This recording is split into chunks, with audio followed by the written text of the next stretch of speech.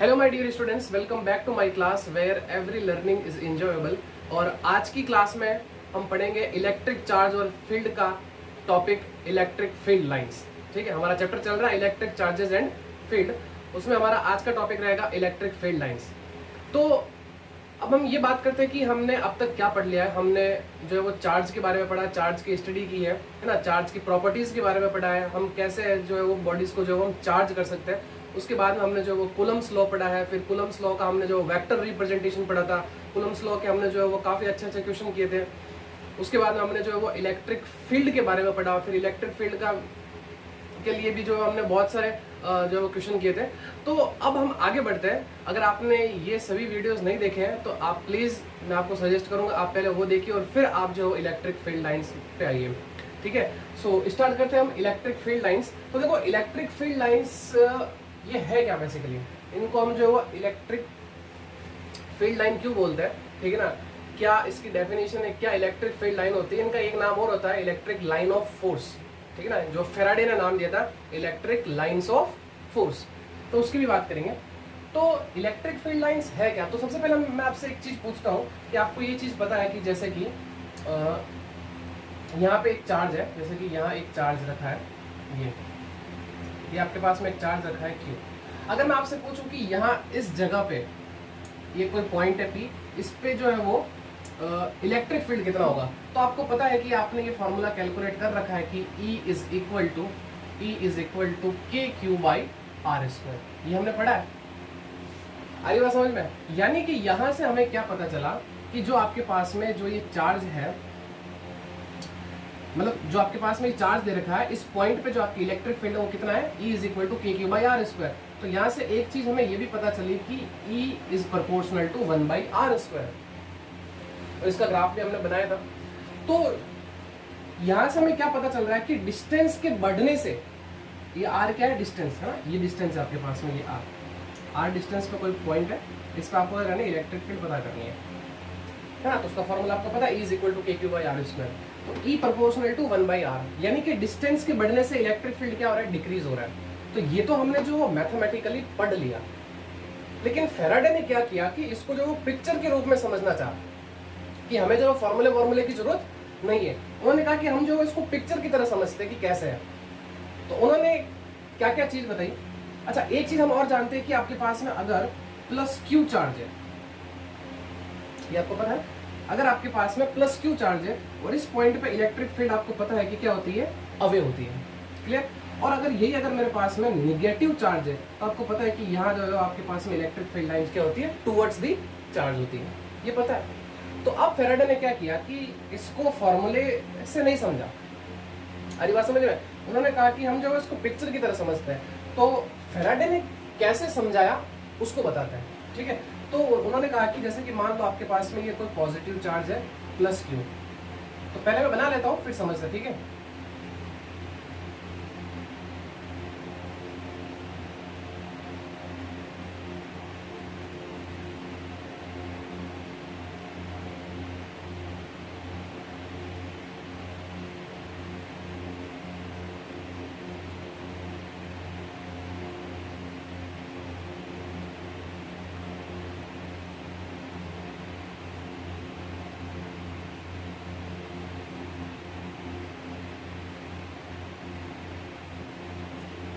तो फेराडे ने क्या किया कि ऐसे एरो की तरह इन्होंने जो है वो बताया। अरे बात समझ। अब सारी चीजें की हमें ये भी पता होना चाहिए कि डिस्टेंस के बढ़ने से इलेक्ट्रिक फील्ड जो है वो मतलब डिक्रीज होता है। मतलब कहने का सिंपल सा मीनिंग है कि चार्ज के पास में इलेक्ट्रिक फील्ड ज्यादा और चार्ज से दूर इलेक्ट्रिक फील्ड कम। तो अब उन्होंने जो है वो यहाँ पे भी जो है वो इस तरीके से इसको जो है वो समझाया कि अब बात करते हैं कि इलेक्ट्रिक फील्ड की डायरेक्शन, जैसे हमें यहाँ तो पता है कि प्लस क्यू से अवे होती है, माइनस क्यू की और होती है। तो यहाँ बात आती है कि जो फेराडे ने समझाया कि जो आपको ये एरो शो किए जा रहे हैं, ये आपको बता रहे हैं डायरेक्शन ऑफ इलेक्ट्रिक फील्ड। बिल्कुल सही है, समझ में भी आते हैं, आगे बात समझ में। यानी कि यहाँ पे जो आपके पास में एरो है, ये एरो आपको क्या शो कर रहे हैं, ये आपको बता रहे हैं direction of electric field, direction of electric field. Clear है। अच्छा, अब ये भी चीज समझानी थी इनको कि डिस्टेंस के बढ़ने से कैसे इलेक्ट्रिक फील्ड डिक्रीज हो रहा है। तो इन्होंने क्या किया कि चार्ज के पास में एरो को बड़ा बड़ा रखा और चार्ज से जैसे दूर जाते गए इन्होंने एरो को क्या किया, छोटा किया। मतलब इसके आगे और छोटा हो जाएगा, इसके आगे और छोटा हो जाएगा, इसके आगे और छोटा। आपको पता है कि इलेक्ट्रिक फील्ड इनफाइनाइट तक होता है, तो ये ध्यान रखना कि ये एरो जीरो नहीं होंगे बल्कि ये कहां तक, इनफाइनाइट तक जाएंगे। मतलब इनकी साइज क्या होती जाएगी, छोटी होती जाएगी। तो उन्होंने कहा कि चार्ज के पास में तो उन्होंने एरो को बड़ा रखा, मतलब कि जो आपके पास में लेंथ है, length of arrow, length of arrow, ये जो है आपको बताया था कि इसको magnitude of electric field, magnitude of electric field, बिल्कुल सही, समझ में भी आता है ना, कि यहाँ आपके पास में जो एरो बढ़ा तो इसका मतलब चार्ज के पास में इलेक्ट्रिक फील्ड ज्यादा होता है। बिल्कुल सही, देखो ये डिस्टेंस कम है, ये डिस्टेंस ज्यादा है, तो डिस्टेंस ज्यादा होने पे एरो क्या कर दिया उन्होंने, छोटा कर दिया। तो इससे ये पता चल रहा है एरो से कि यहाँ इलेक्ट्रिक फील्ड का मैग्नीट्यूड क्या है, कम है। आई बात समझ में, क्लियर? तो सभी जगह इस तरीके से क्लियर। अभी यहाँ तो मैं डेफिनेशन लिखूंगा, अरे बात समझ लो इलेक्ट्रिक फील्ड की, लेकिन इलेक्ट्रिक फील्ड लाइन की, लेकिन अभी आप सारी चीजें समझो, क्लियर। फिर लास्ट में मैं लिखूंगा इसकी डेफिनेशन, तो आपको समझ में आएगा और अच्छे से। तो क्लियर, समझ में आ गया? तो उन्होंने क्या किया, ऐसा एरो बनाया। तो इसमें भी क्या हुआ, थोड़ा मॉडिफिकेशन हुआ, मतलब ऐसा लगा कि ये जो छोटे बड़े एरो जो है ना वो अच्छे नहीं लगते हैं। अरे बात समझ में? तो उन्होंने क्या किया कि एक ही एरो बनाया, मतलब कुछ इस तरीके से उन्होंने जो है वो बताया कि ये आपके पास में प्लस क्यू चार्ज है,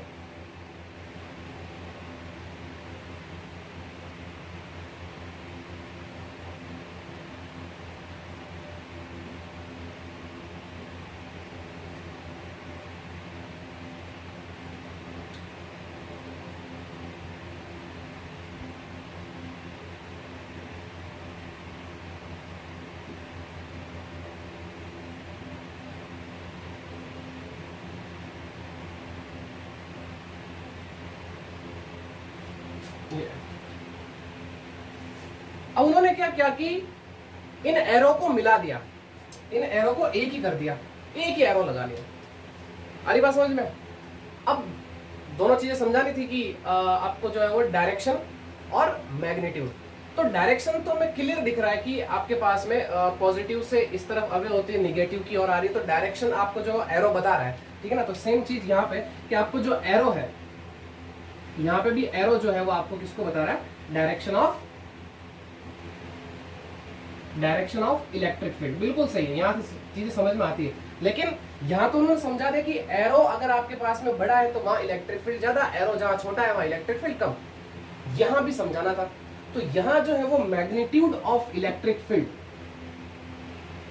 मैग्नीट्यूड ऑफ इलेक्ट्रिक फील्ड को बताना था कि मैग्नीट्यूड ऑफ इलेक्ट्रिक फील्ड कौन, यहाँ पे आप जो कैसे बताओगे, अरे बात समझ में, वो आप कैसे बताओगे। तो इन्होंने यहां पे लिखा कि डेंसिटी ऑफ लाइंस, उन्होंने क्या बोला, डेंसिटी ऑफ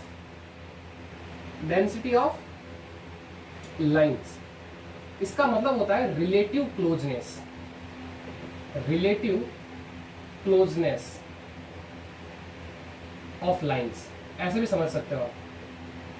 रिलेटिव क्लोजनेस मतलब समझाता हूं मैं इसको, डेंसिटी ऑफ लाइन का मतलब क्या है, यानी कि जहां पे आपके पास में इलेक्ट्रिक फील्ड लाइन पास पास वहां इलेक्ट्रिक फील्ड ज्यादा, और जहां इलेक्ट्रिक फील्ड लाइन दूर दूर वहां इलेक्ट्रिक फील्ड कम। अरे बात समझ? देखो यहां समझो, अगर मैं बात करूं यहां पे, वहां पे समझो इसको, डेंसिटी ऑफ लाइन का मतलब क्या है कि जहां इलेक्ट्रिक फील्ड लाइन पास पास में वहां इलेक्ट्रिक फील्ड ज्यादा, और जहां इलेक्ट्रिक फील्ड लाइन दूर दूर वहां इलेक्ट्रिक फील्ड कम। यानी कैसे कि अगर मैं बात करूं, देखो इस रीजन की बात करता हूं, देखो यहां पे आपके पास में इलेक्ट्रिक फील्ड लाइन कितनी पास पास से निकल रही है, तो इसका मतलब उन्होंने बोल दिया कि इलेक्ट्रिक फील्ड यहां बहुत ज्यादा, तो समझ में भी आता है। और जैसे जैसे आगे गए तो मान लो उन्होंने यहां बात की, तो देखो यहां इलेक्ट्रिक फील्ड लाइन दूर, तो इसका मतलब यहां पे इलेक्ट्रिक फील्ड कम, फिर यह दूर, तो मतलब इस रीजन के अंदर इलेक्ट्रिक फील्ड क्या होगा, आपके पास में कम होगा, यहां आपके पास में इलेक्ट्रिक फील्ड क्या होगा, ज्यादा होगा। यानी कि रिलेटिव क्लोजनेस ऑफ लाइन के डायरेक्टली प्रोपोर्शनल। अरे बस समझ, मैग्नीट्यूड ऑफ इलेक्ट्रिक फील्ड किससे बताया उन्होंने, डेंसिटी ऑफ लाइन, यानी कि रिलेटिव क्लोजनेस ऑफ लाइन, यानी कि लाइन जितनी क्लोज है इलेक्ट्रिक फील्ड उतना ज्यादा है, मैग्नीट्यूड ऑफ इलेक्ट्रिक फील्ड, और लाइन जितनी फार है इसका मतलब वहां इलेक्ट्रिक फील्ड आपके पास में कम है। अच्छा, इस चीज को एक तरीके से और समझाया इन्होंने। अब डेफिनेशन भी निकलेगी यहां से इलेक्ट्रिक फील्ड लाइन की, कि आपको अगर इलेक्ट्रिक फील्ड लाइन बनानी है किसी चार्ज के लिए, है ना, तो क्या करो, आप उस चार्ज के पास में एक छोटा सा चार्ज जिसको आप टेस्ट चार्ज बोलते हो वो लाके रखो। तो यहाँ हमने जो है वो Q0 चार्ज लाके रखा, टेस्ट चार्ज जिसको हम बोलते हैं, इसको हम क्या बोलते हैं, टेस्ट चार्ज, पता है ना ये test charge, positive test charge, ये हमेशा क्या होता है, पॉजिटिव होता है, ठीक है ना, positive test charge, positive test charge, clear. अच्छा, अब उन्होंने ये बताया कि जिस चार्ज की वजह से आपको इलेक्ट्रिक फील्ड पता करना है किसी पॉइंट पे, तो उस पॉइंट पे लाके रखो आप टेस्ट चार्ज। वो टेस्ट चार्ज जिस तरफ भागेगा उसी तरफ इलेक्ट्रिक फील्ड लाइन की डायरेक्शन होगी या इलेक्ट्रिक फील्ड की डायरेक्शन होगी। तो आपको पता है कि ये भी पॉजिटिव ये भी पॉजिटिव, तो ये किस तरफ भागेगा, ये इस तरफ ही तो जाने की कोशिश करेगा, तो बन गई इलेक्ट्रिक फील्ड। अरे बात समझ में। सेम इस तरीके से यहाँ पे भी देखो आप, जैसे अगर मुझे मान लो कि इस पॉइंट पे इलेक्ट्रिक फील्ड पता करना है, इलेक्ट्रिक फील्ड की डायरेक्शन क्या है, तो ये Q0, अरे बात समझ में। अब ये Q0 नेगेटिव को देख के इसकी तरफ आएगा, तो इसका मतलब यहाँ पे जो है वो एरो हम जो है वो इस तरीके से बनाएंगे। तो यहाँ से ये भी समझ में आ गया कि इसका मतलब नेगेटिव चार्ज पे जो इलेक्ट्रिक फील्ड लाइन होती है नेगेटिव चार्ज पे, वो उसकी और होती है। अरे बात समझ में। तो यहाँ से दो चीजें और पता चली कि पॉजिटिव चार्ज से इलेक्ट्रिक फील्ड लाइंस ओरिजिनेट होती है और नेगेटिव पे आके टर्मिनेट होती है। अरे बात समझ। हम ऐसे भी बोल सकते हैं कि पॉजिटिव चार्ज से इलेक्ट्रिक फील्ड लाइन स्टार्ट होती है और नेगेटिव पे आके एंड होती है। आगे बात समझ में। अच्छा, यहां से अब इलेक्ट्रिक फील्ड लाइन की डेफिनेशन क्या निकली कि electric field lines in an electric field is a path along which a positive charge would move if it is free to do so। Definition लिखते हैं पहले, ठीक है। Electric field lines in an electric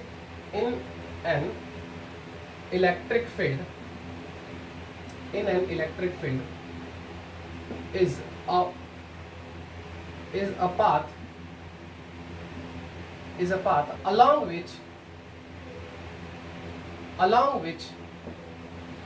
which a positive charge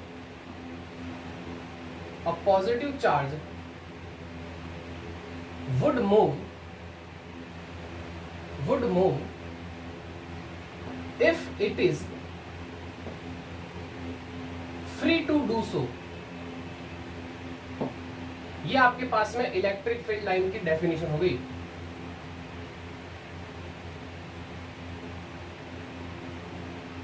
समझते हैं इस definition को कैसे कि electric field lines in an electric field, charge की वजह से इलेक्ट्रिक फील्ड बनेगा, is a path along which a positive charge would move, यानी जिस तरफ वो मूव करेगा अगर वो फ्री है ऐसा करने के लिए। मान लो आपके पास में यहाँ पे क्या रखा हमने, जो है वो फ्री चार्ज रखा, Q0 टेस्ट चार्ज रखा। अरे बात समझ में। तो इसका मतलब यहाँ चार्ज रखते ये किस तरफ भागा, इस तरफ। तो यही जिस तरफ इसका पाथ है जाने का, यही आपके पास में क्या इलेक्ट्रिक फील्ड लाइंस। आगे बात समझ में। और नेगेटिव की तरफ रखेंगे तो ये आपके इस तरफ आएगा, तो ये इसका पाथ हो गया। तो मतलब ये तो मैंने जस्ट एक समझाया कि कैसे हम जो इलेक्ट्रिक फील्ड लाइन को इस तरीके से भी जो समझा सकते हैं। आगे बात समझ। तो आप चार्ज को यहाँ भी रख सकते हो, यहाँ रख सकते हो, यहाँ रख सकते हो, यहाँ रख सकते हो, कहीं पे भी रख सकते हो। तो नेगेटिव चार्ज की और ही आना है इसको, टेस्ट चार्ज को, और इस तरफ इसको दूर ही जाना है। तो इसका मतलब ये हमने क्या बना लिया, इसके चारों ओर इलेक्ट्रिक फील्ड बना लिया। आगे बात समझ में।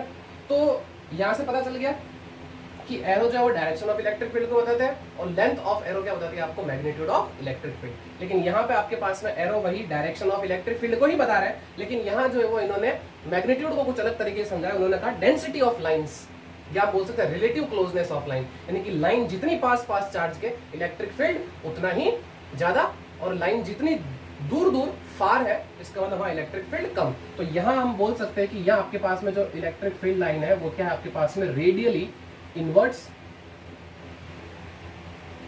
सॉरी रेडियली आउटवर्ड्स, और यह जो है वो आपके पास में क्या रेडियली इनवर्ड्स। अरे बात समझ, यहां से आपके पास में आउटवर्ड और ये इनवर्ड। चलो, तो ये फटाफट आप इनको नोट करिए, फिर हम जो है वो इनकी प्रॉपर्टीज पढ़ते हैं। यहां से क्वेश्चन एग्जाम में बनता है ना, कुछ भी पूछता है ना, कभी कभी आपको पूछता है कि right any 2 property, right any 3 property of electric field lines. तो हम जो कुछ प्रॉपर्टीज को डिस्कस करेंगे, तो फटाफट पहले वीडियो को पॉज करके इन चीजों को नोट करिए, फिर हम जो है आगे बढ़ते हैं। तो अब जो है वो हम आगे बढ़ते हैं, हम पढ़ते हैं properties of electric field line की। जो हमने ये इलेक्ट्रिक फील्ड लाइंस पढ़ी है, इनकी प्रॉपर्टीज क्या है, ठीक है। सो फर्स्ट प्रॉपर्टी की बात करते हैं हम। First property, electric field lines, electric field lines, electric field lines originate from positive charge and terminate at negative charge। Clear है, समझा हमने कि पॉजिटिव चार्ज से निकलती है और नेगेटिव चार्ज पे आके टर्मिनेट होती है। यही हमारा क्या है, फर्स्ट पॉइंट है। Clear. Now second, they do not form close loop, they do not form close loop. Electric field lines close loop नहीं बनाते। जैसे कि अगर मैं बात करूं, ये मेरे पास में प्लस क्यू चार्ज, ये मेरे पास में माइनस क्यू चार्ज। आपको पता है कि पॉजिटिव से तो निकलती है और निगेटिव पे आके टर्मिनेट होती है। अरे बात समझ में? इस तरीके से यहाँ से भी आपके पास में इलेक्ट्रिक फील्ड लाइन क्या होगी, निकलेगी, और यहाँ पे आगे क्या होगी, आपके पास में टर्मिनेट होगी। सेम यही चीज यहाँ पे इस तरीके से, ये ले लो। आ रही बात समझ में? पॉजिटिव से निकल रही है और निगेटिव पे आके टर्मिनेट हो रही है, लेकिन ये क्लोज लूप नहीं बना रही, मतलब ऐसे जाके ये ऐसे नहीं हो रही है। अरे मतलब जैसे आपको पता होगा magnetic field lines are form close loop, है ना। जब हम मैग्नेटिज्म पढ़ेंगे तो वहां पे आएगा, मैग्नेटिक फील्ड लाइंस भी आएगी, तो वहां पे भी हम पढ़ेंगे। तो मैग्नेटिक फील्ड लाइंस जो है वो क्लोज लूप बनाती है, लेकिन electric field lines close loop नहीं बनाती है। ठीक है, तो ये था second property. Now third property, they do not terminate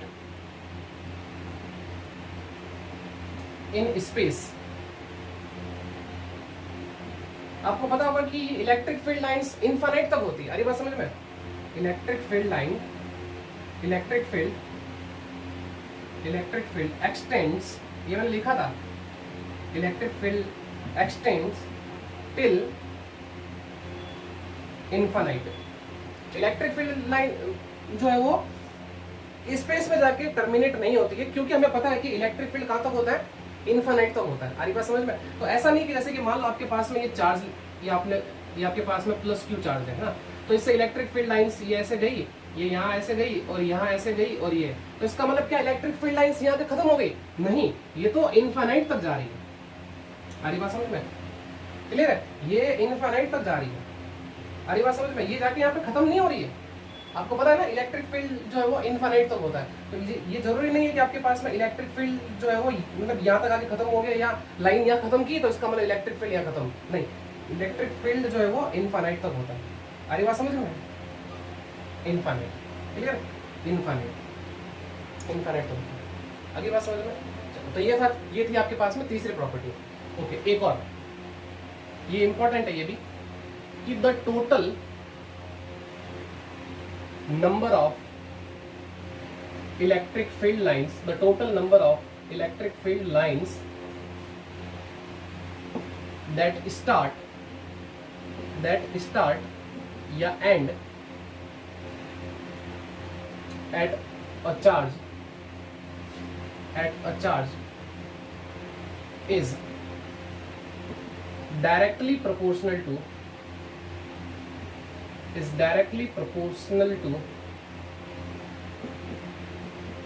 the magnitude of charge। यानी कि अगर आपको इलेक्ट्रिक फील्ड लाइंस बनानी है तो आपको प्रोपोर्शनलिटी का भी ध्यान रखना है। जैसे कि कैसे, कि the total number of electric field lines that start तो कहां से होगी, पॉजिटिव चार्ज से, और एंड कहां पे होगी, नेगेटिव चार्ज पे ना।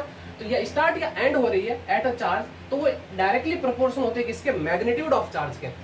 एग्जांपल से समझते हैं। जैसे कि मान लो एक मेरे पास में प्लस क्यू चार्ज है और एक मेरे पास में मान लो प्लस 2 क्यू चार्ज है। आरी बात समझ? मैंने किसी से पूछा कि बनाओ इससे इलेक्ट्रिक फील्ड लाइन बनाओ, तो उन्होंने कहा, तो उसने बना ली है। इलेक्ट्रिक, बिल्कुल सही है। अब उसी से पूछा कि प्लस 2q से बनाओ, तो उसने कुछ इस तरीके से बनाया,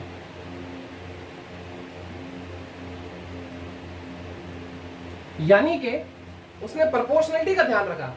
प्लस q से 2 इलेक्ट्रिक फील्ड लाइन निकाली, तो प्लस 2q से कितने निकाली, 4 निकाली, मतलब चार्ज डबल हो गया ना, 2q हो गया, तो इसका मतलब इलेक्ट्रिक फील्ड लाइन में आपको क्या करनी पड़ेगी, डबल करनी पड़ेगी ना। एक और एग्जांपल से ऐसे समझो, जैसे कि मान लो यही आपके पास में प्लस q और किसी ने इससे 4 इलेक्ट्रिक फील्ड लाइन निकाली, और ये आपके पास में plus 2q,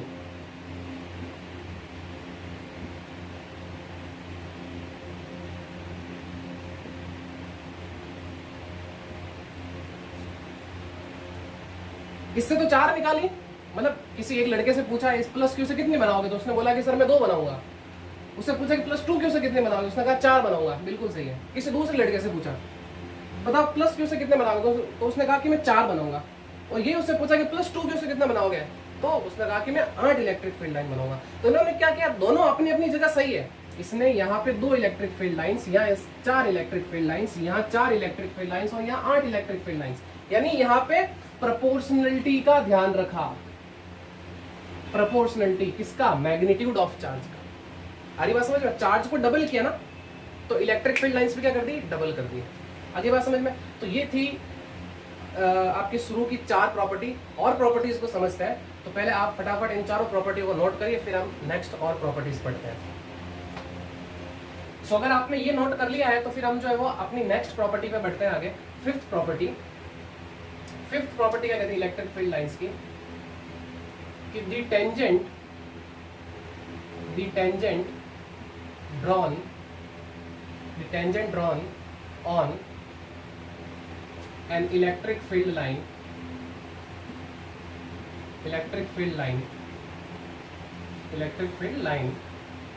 the tangent drawn on an electric field line gives the direction of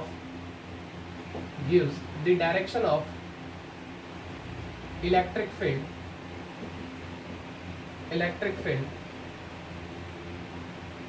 at that point.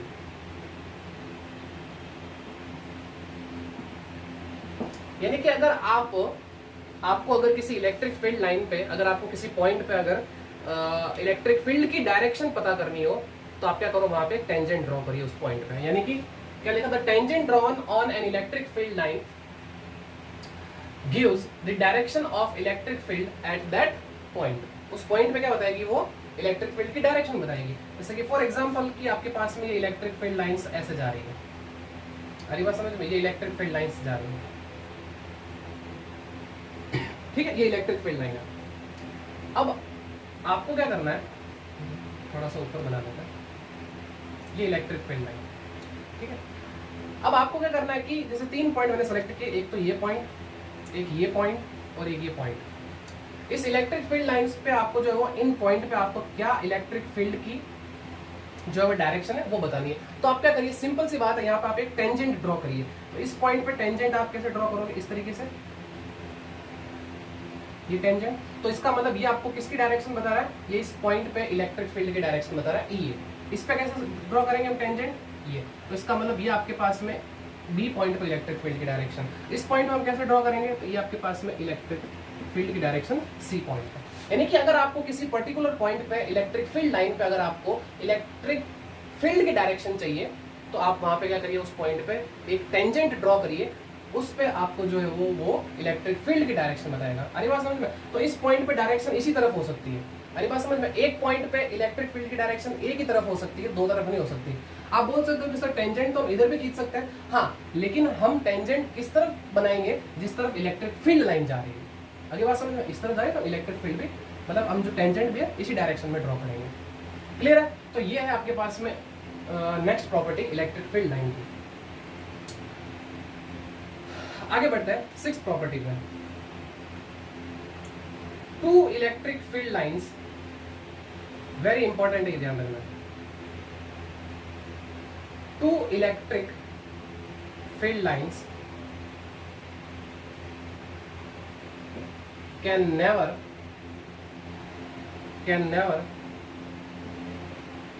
intersect each other. Two electric field lines can never intersect each other. अब इसका reason क्या है? क्यों दो इलेक्ट्रिक फील्ड लाइंस एक दूसरे को नहीं काटती? ये कभी नहीं काटती, ध्यान रखना, बहुत बड़ा पाप है ये, समझ लो। अरे बात समझ गया? मान लो अगर ऐसा होगा तो क्या होगा? ऐसा होता तो नहीं है। जैसे कि मान लो आपके पास में एक इलेक्ट्रिक फील्ड लाइंस ऐसे जा रही है, ठीक है, और दूसरी इलेक्ट्रिक फील्ड लाइंस ऐसे जा रही है। आगे बात समझे? ठीक है, ये आपके पास में होगी इलेक्ट्रिक फील्ड लाइन 1 और ये आपके पास में लाइन 2, ये आपके पास में इलेक्ट्रिक फील्ड लाइन। तो होगा क्या इस जगह पे? At intersection point. अब ध्यान से देखना, अगर मुझे इस पॉइंट पे इलेक्ट्रिक फील्ड की डायरेक्शन पता करनी हो इस लाइन की वजह से, तो मैं क्या करूंगा? टेंजेंट ड्रॉ करूंगा।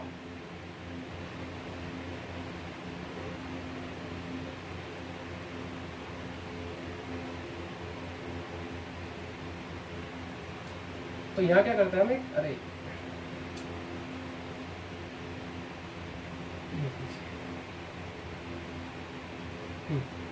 तो इस पॉइंट पे अगर आपको इलेक्ट्रिक फील्ड की डायरेक्शन पता करना, क्या करोगे? यहाँ टेंजेंट ड्रॉ करोगे इसके लिए। तो इसके लिए टेंजेंट आप,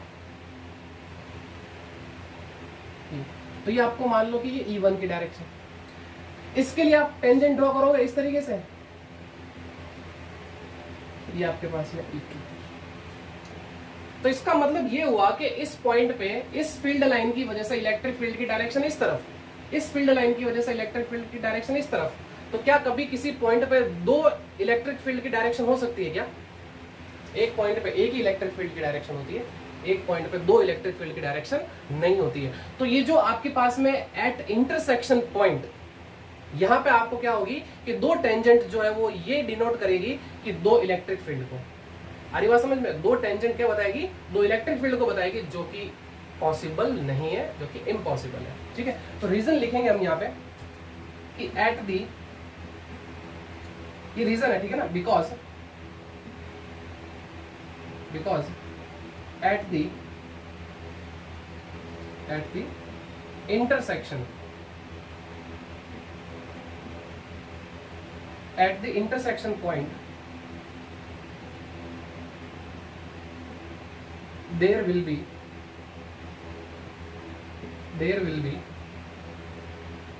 two directions,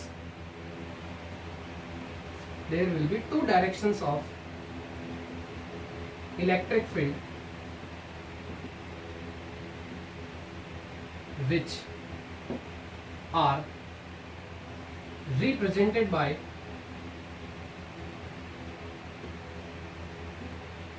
two tangent,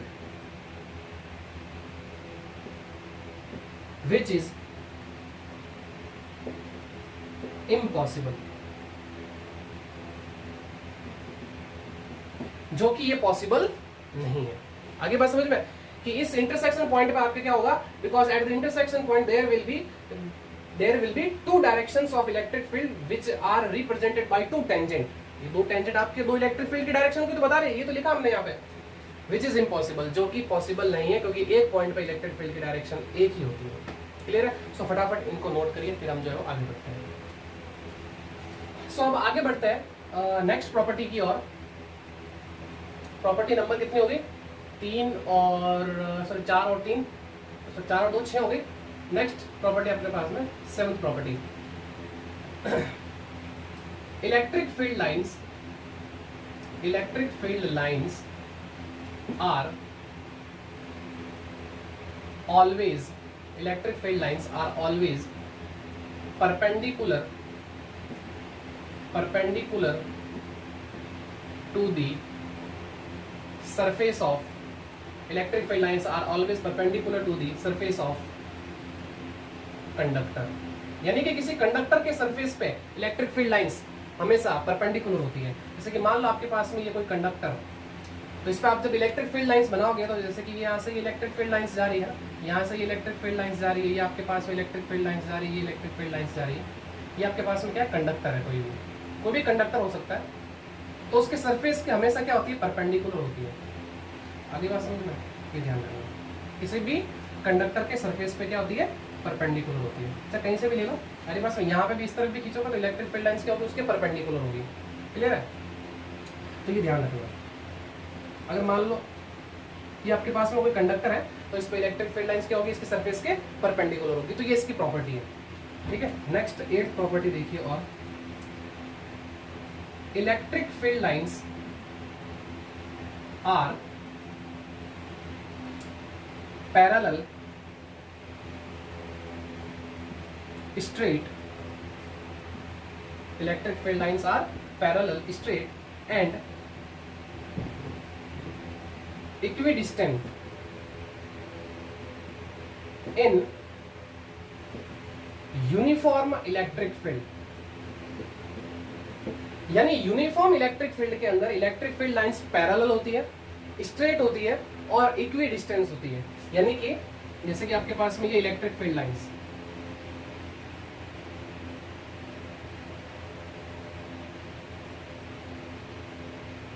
ये इलेक्ट्रिक फील्ड, तो इलेक्ट्रिक फील्ड लाइंस जो होती है ना, यूनिफॉर्म इलेक्ट्रिक फील्ड, ये कौन सा आपके पास में यूनिफॉर्म इलेक्ट्रिक फील्ड है, ये ध्यान रखना।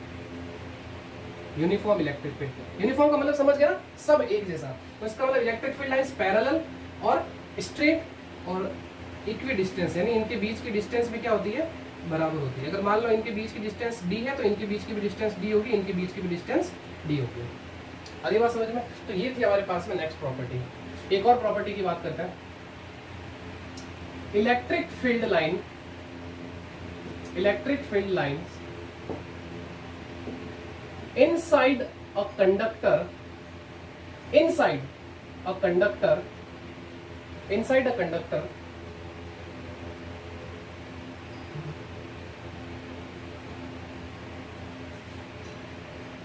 will be zero, will be zero। ये तभी होगा जब हम बात करेंगे under electrostatic condition, under electrostatic condition, ये ध्यान रखना, ये सबसे इंपॉर्टेंट है। इलेक्ट्रिक फील्ड लाइंस किसी कंडक्टर के अंदर होती भी नहीं है, किस, हमेशा नहीं, ध्यान रखना, हमेशा नहीं लिखा, ऑलवेज नहीं लिखा, अंडर इलेक्ट्रोस्टैटिक कंडीशन। मान लो जैसे कि आपके पास में ये कोई कंडक्टर, ठीक है, ये आपके पास में कोई कंडक्टर, और कंडक्टर में आपको पता है कि मान लिया कि इस तरफ इलेक्ट्रिक फील्ड है, ये आपके पास में इलेक्ट्रिक फील्ड की डायरेक्शन। अगर ऐसा होता तो नहीं, लेकिन हम ऐसा सोचते हैं उल्टा करके, मतलब नेगेटिव सोचते हैं, ऐसा होगा तो क्या होगा, तो इलेक्ट्रिक फील्ड की डायरेक्शन इस तरफ, इस कंडक्टर के अंदर आपको पता है कंडक्टर में फ्री इलेक्ट्रॉन होता है, तो ये मान लिया मैंने इसके अंदर क्या है, फ्री इलेक्ट्रॉन, ये फ्री इलेक्ट्रॉन। आपको पता है कि जब कोई चार्ज किसी इलेक्ट्रिक फील्ड में आता है तो उस पर फोर्स लगती है, F is equal to QE, ये पढ़ा है इलेक्ट्रिक फील्ड में, है ना। अच्छा, पॉजिटिव चार्ज है तो इलेक्ट्रिक फील्ड की डायरेक्शन में मूव करता है, और अगर नेगेटिव चार्ज है तो उसके अपोजिट डायरेक्शन में मूव करता है। आ रही बात समझ में? तो इसका मतलब इस पे इलेक्ट्रिक, इसके अंदर इलेक्ट्रिक फील्ड की डायरेक्शन इस तरफ, तो इसका मतलब इस पे फोर्स लग रही होगी F is equal to EE, और F is equal to QE होता है ना, Q क्या है, चार्ज, चार्ज मेरे पास में कौन सा, इलेक्ट्रॉन, तो इसका मतलब F is equal two electron पे चार्ज कौन सा होता है, नेगेटिव होता है, तो इसका मतलब ये किस तरफ मूव करेगा, इस तरफ मूव करेगा। अरे बात समझ में? यानी कि इसके अंदर जितने भी फ्री इलेक्ट्रॉन होंगे वो सारे के सारे एक ही डायरेक्शन में मूव करने लग गए, इलेक्ट्रिक फील्ड इस तरफ और सारे इलेक्ट्रॉन इस तरफ। तो आपको पता है कि जब इलेक्ट्रॉन मूव करता है तो करंट बनती है, तो इसका मतलब यहाँ क्या बन जाएगी, करंट बन जाएगी, और करंट हमारा इलेक्ट्रोस्टैटिक्स का पार्ट है ही नहीं, तो करंट किसका पार्ट है, इलेक्ट्रोडायनामिक्स का पार्ट है। अरे बात समझ, जब मैंने क्लासिफिकेशन किया था सिलेबस का, तो वहां मैंने इलेक्ट्रोडायनामिक्स, इलेक्ट्रोस्टैटिक्स किया था, तो इलेक्ट्रोस्टैटिक्स में मैंने चैप्टर लिखे थे, इलेक्ट्रोडायनामिक्स में भी लिखे थे, तो यहाँ कंडीशन कौन सी बन जाती है, इलेक्ट्रोडायनामिक्स बन जाती है, जबकि हम पढ़ क्या रहे हैं, इलेक्ट्रोस्टैटिक कंडीशन। तो जब अगर चार्ज रेस्ट पे है ना, तभी हम बात कर रहे हैं। तो ये चीजें तब होती है जब आपके पास में हम बात करते हैं अंडर इलेक्ट्रोस्टैटिक की। अरे बात समझ में? तो अंडर इलेक्ट्रोस्टैटिक किसी भी कंडक्टर के अंदर इलेक्ट्रिक फील्ड लाइंस नहीं होती है। अगली बात समझ में? तो आई होप आपको आज का ये टॉपिक इलेक्ट्रिक फील्ड लाइंस समझ में आ गया होगा। तो आज के लेक्चर में इतना ही, मिलते हैं नेक्स्ट वीडियो में, तब तक थैंक यू सो मच।